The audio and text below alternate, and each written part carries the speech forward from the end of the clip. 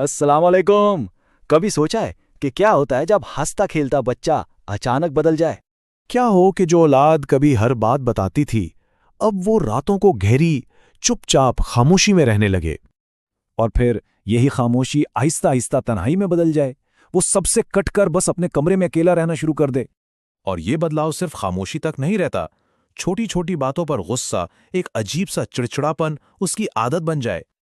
और इन सबके पीछे चेहरे पर एक गहरी मायूसी और उदासी छा जाए।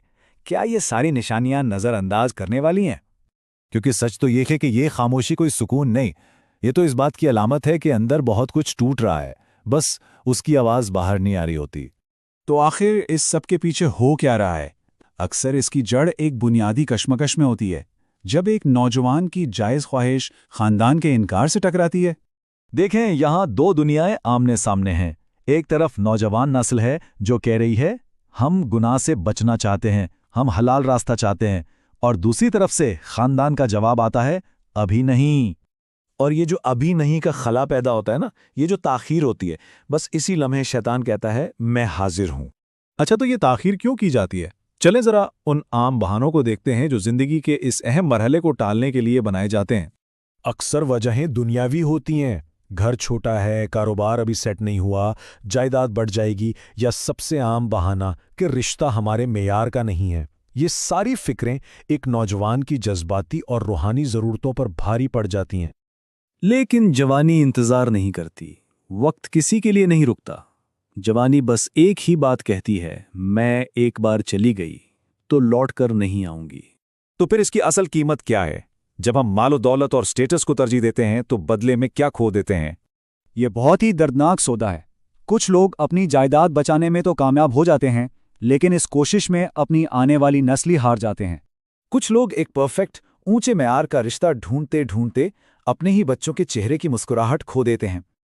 और कुछ लोग पैसे गिनने में इतने मगन हो जाते हैं कि उन्हें अपनी औलाद की आंखों में तैरते हुए आंसू तक दिखाई नहीं देते। ये सारी बातें हमें एक बुनियादी सवाल की तरफ लेकर आती हैं कि आखिर एक बच्चे की परवरिश का, उसकी तरबियत का असल मतलब है क्या? देखें, निकाह को समझना बहुत ज़रूरी है। ये सिर्फ एक समाजी तकरीब का नाम नहीं है, नहीं, ये हिफाजत है, ये सुकून है, और सबसे बढ़कर ये ईमान के लिए एक मजबूत ढाल है। और ये बात याद रखने वाली है कि एक ऐसे माशरे में जहां हर तरफ फितने हों, वहां एक हलाल काम में ताख़ीर करना सिर्फ एक गलती नहीं बल्कि जुल्म की एक शक्ल बन सकता है। तो ए वालिदैन, हकीकी परवरिश सिर्फ खाना खिलाना और पढ़ाना लिखाना नहीं है। हकीकी परवरिश ये भी है कि अपनी औलाद के जज्बात को समझा जाए, उनकी ज़रूरतों को पहचाना जाए, और उनके लिए हलाल के रास्ते को मुश्किल बनाने की बजाय आसान बनाया जाए। और अब हम इस गुफ्तगू की इस सच्चाई की तरफ आते हैं जो शायद सबसे ज़्यादा दिल को छू लेने वाली है। उनकी जवानी को इंतज़ार की कब्र में दफन न करें। ये वो नाकाबिल तलाफ़ी नुकसान है जो बहुत ज़्यादा इंतज़ार करने से होता है।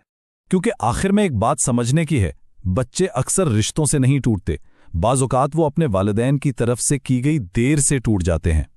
अगर ये पैगाम आपके दिल तक पहुंचाए तो इसे वहीं तक ना रखें, इसे दूसरों के साथ शेयर करें ताकि ये आगाही औरों तक भी पहुंच सके।